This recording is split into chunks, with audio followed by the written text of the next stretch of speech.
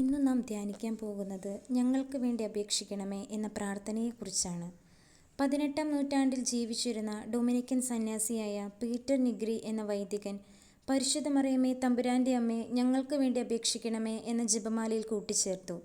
വിശുദ്ധനായ 5-ാം പിയൂസ് മാർപ്പാപ്പ ഇപ്പോഴും ഞങ്ങളുടെ മരണസമയത്തും എന്ന വാചകം കൂട്ടിച്ചേർത്ത് ഈ പ്രാർത്ഥനയ്ക്ക് പൂർണ്ണ രൂപം നൽകി. ഈ മാർപ്പാപ്പയും ഒരു ഡൊമിനിക്കൻ സന്യാസിയായിരുന്നു. മറിയം യേശുവിൻ്റെ അമ്മയാകയാൽ നമ്മുടെയും അമ്മയാണ്. നല്ല അമ്മമാർ എപ്പോഴും അവരുടെ മക്കൾക്ക് വേണ്ടി നിലകൊള്ളും. തീർച്ചയായും ഈ അമ്മ അപ്രകാരം ചെയ്യുന്നു. ഭൂമിയിലായിരിക്കെ അവൾ മറ്റുള്ളവർക്ക് വേണ്ടി യേശുവുമായി മാധ്യസ്ഥം വഹിച്ചു.